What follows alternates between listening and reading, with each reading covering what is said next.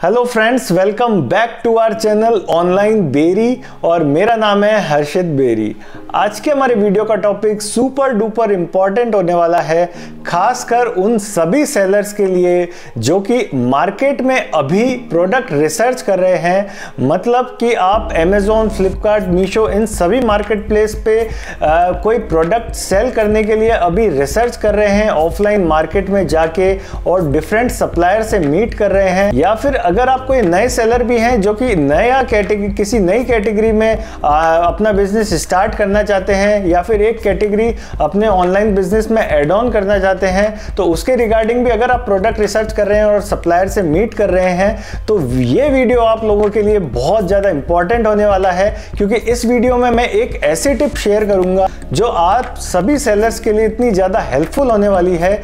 कि आप लोगों की आधी प्रॉब्लम रिगार्डिंग प्रोडक्ट रिसर्च या रिगार्डिंग सप्लायर सिलेक्शन ये वीडियो या ये टिप आपकी रिजॉल्व कर देगी। तो ज़्यादा देरी नहीं करते हुए वीडियो को शुरू करते हैं। तो फ्रेंड्स, अगर आप लोग अभी मार्केट में प्रोडक्ट रिसर्च कर रहे हैं तो आपको होपफुली अपने 5-7 प्रोडक्ट माइंड में आपके आ रहे होंगे कि मुझे ये लेना चाहिए या ये लेना चाहिए, या कौन से प्रोडक्ट पे जाना चाहिए, कौन से पे नहीं जाना चाहिए। इस तरह के आपके डाउट होंगे। साथ ही साथ आपने उन सारे प्रोडक्ट्स जो आपके माइंड में हैं उसके कुछ सप्लायर्स या कुछ अपने शॉप्स वगैरह देखी होंगी और उनमें भी आपके माइंड में कंफ्यूजन होगा कि मुझे ये सप्लायर से लेना चाहिए या ये सप्लायर से लेना चाहिए। तो इस तरह का डाउट जो है, मैं ये एक टिप दूंगा,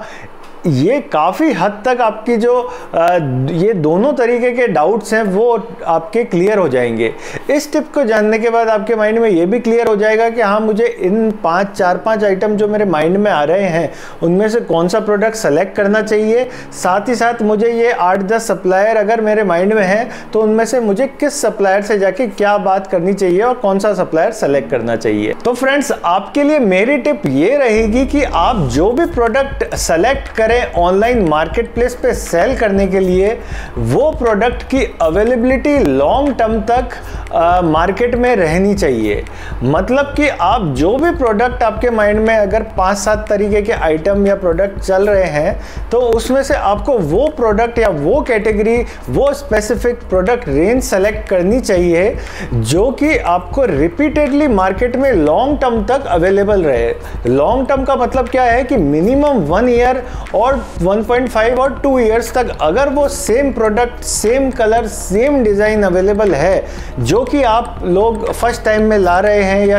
आप एक पर्टिकुलर लॉट ला रहे हैं, अगर उसका रिपीटेडली आप कॉन्फिडेंट हैं कि ये मेरे को जो लॉट है इसी तरह का मार्केट में सेम मेरे को आने वाले 6 महीने में बाद भी मैं मार्केट जाऊंगा तो मुझे ये सेम प्रोडक्ट अगर मिल जाएगा मार्केट से, तो वही स्पेसिफिक प्रोडक्ट, वही स्पेसिफिक कैटेगरी आप लोगों को सेलेक्ट करनी चाहिए। अब मैं थोड़ा सा लॉजिक समझा देता हूँ इसके पीछे कि मैं ऐसा क्यों बोल रहा हूँ। अब लॉजिक इसके पीछे ये है कि फॉर एग्जांपल आपने कोई भी प्रोडक्ट सेट कैटेगरी सेलेक्ट करी, फॉर एग्जांपल आपने वुमेन हैंडबैग कैटेगरी सेलेक्ट करी और आप मार्केट में किसी नॉन सप्लायर, होलसेलर या फिर मैन्युफैक्चरर से आप 20 डिफरेंट यूनिट उस प्रोडक्ट की, हैंडबैग की लेके आ गए, या 20 डिफरेंट SKUs बोल सकते हैं। तो अब जैसे ही आप उनको अमेज़ॉन, फ्लिपकार्ट, मीशो किसी भी मार्केट प्लेस पे अगर आप लिस्ट करेंगे तो आपको मतलब अराउंड 1 मंथ या 2 मंथ या 3 मंथ में ये पता लगेगा कि उन 20 SKUs में से आपके कौन कौन से प्रोडक्ट हिट हो गए हैं या फिर आपके लिए कौन कौन से प्रोडक्ट विनिंग प्रोडक्ट्स है। इसका मतलब ये है कि जनरली मैं बता रहा हूँ, बिजनेस में ये ऐसा चलता है कि आप अगर मार्केट से जितने भी आपके जो टोटल स्टॉक लेके आए हैं तो आपका अराउंड 20% जो होता है आपके SKUs का या फिर आपके प्रोडक्ट का, आपके डिज़ाइन का, वो कंट्रीब्यूट करता है आपकी 80% सेल्स में। इसे बिजनेस में 80-20 का रूल भी बोलते हैं। इसको अपोजिट भी बोल सकते हैं आप कि आपका 80% जो बिजनेस आता है वो आपके 20% SKUs से आता है।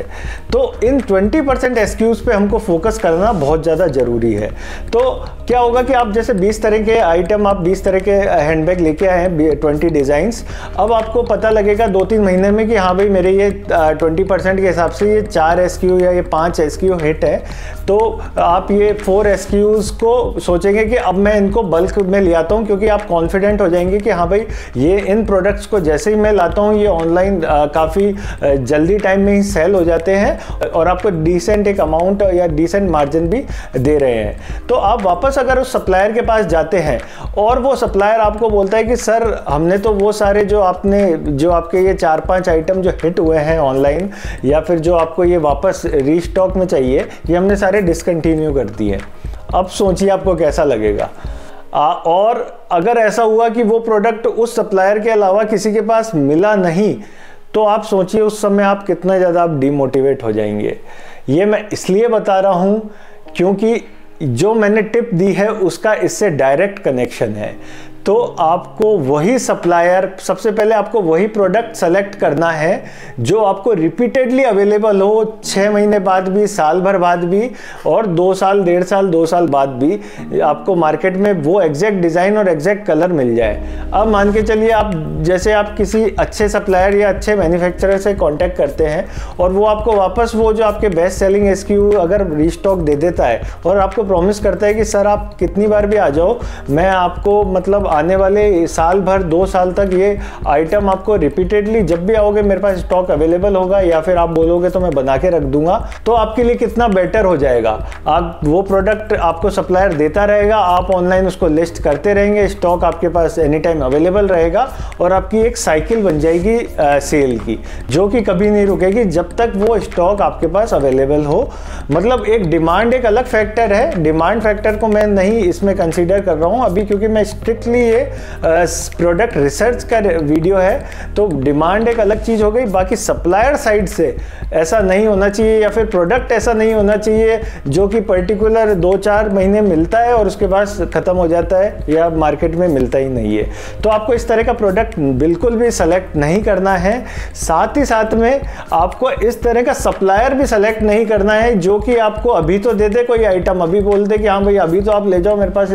इस यूनिट की 1000 पीसेस पड़े हुए हैं, इस यूनिट के 5000 पीसेस पड़े हुए हैं। बट अगर आप 6 महीने बाद उसके पास जा रहे हैं तो वो कह रहा है कि नहीं वो सारा बिक गया, वो सारा सोल्ड आउट हो गया, और वो आपको मना कर रहा है कि अब मेरे पास वो अवेलेबल नहीं है। तो इस तरह के सप्लायर से आपको दूर रहना है। और अगर कोई होलसेलर भी हो या फिर मैन्युफैक्चरर भी हो, कोई भी चलेगा। अगर आपको होलसेलर भी कोई अच्छा मिल रहा है जो कि प्रॉमिस कर रहा है और ट्रस्टेबल है, सबसे इंपॉर्टेंट, क्योंकि झूठे प्रॉमिस नहीं चलेंगे कि वो बोल दे कि हाँ मिल जाएगा साल भर तक और साल भर बाद आप जा रहे हैं उसके पास तो वो बोल रहा है कि नहीं अब मेरे पास नहीं। तो आप पहले ही सप्लायर को क्लियर कर देना कि मैं ये स्पेशली ऑनलाइन के हिसाब से ये प्रोडक्ट्स आपसे ले रहा हूँ। तो ऐसा बिल्कुल भी नहीं होना चाहिए कि आप मेरे को अभी तो दे दो प्रोडक्ट या फिर 1-2 महीने दे दो और बाद में जो मुझे पता लगे कि मुझे ये पर्टिकुलर SKUs चाहिए और फिर बाद में आप मना कर दो। तो ऐसे सप्लायर से दूर रहें। साथ ही साथ इस तरह के प्रोडक्ट से भी दूर रहें जिनकी अवेलेबिलिटी मार्केट में शॉर्ट रहती है और जो कि बहुत ही फ्रीक्वेंटली डिसकंटिन्यू हो जाते हैं, भले ही वो डिज़ाइन के पर्सपेक्टिव से हो या कलर के पर्सपेक्टिव से हो। तो होपफुली आपको ये वीडियो पसंद आया होगा और उम्मीद करता हूँ कि जो टिप मैंने आपको समझाने का ट्राई करा है वो आप लोगों को समझ आया होगा। अगर कोई भी आपको डाउट है या क्वेश्चन है रिगार्डिंग ई-कॉमर्स बिजनेस तो आप दिए गए व्हाट्सएप नंबर पे हमको मैसेज कर सकते हैं। साथ ही साथ में अगर आप लोगों को कोई भी ट्रेनिंग लेनी है regarding online selling on Amazon, Flipkart और मीशो, हम पर्सनलाइज्ड डायरेक्ट 1-to-1 ट्रेनिंग देते हैं जिसमें हम पर्सनल वे में एक तरीके से पर्सनल ट्यूशन जैसे 1-to-1 कनेक्ट करके आपको डायरेक्टली A to Z चीज़ें सिखाते हैं regarding selling online and growing your orders online. तो अगर आपको इस तरह की ट्रेनिंग की रिक्वायरमेंट है तो भी आप दिए गए व्हाट्सएप नंबर पे हमें मैसेज कर सकते हैं। तो मिलते हैं नेक्स्ट वीडियो में। बाय।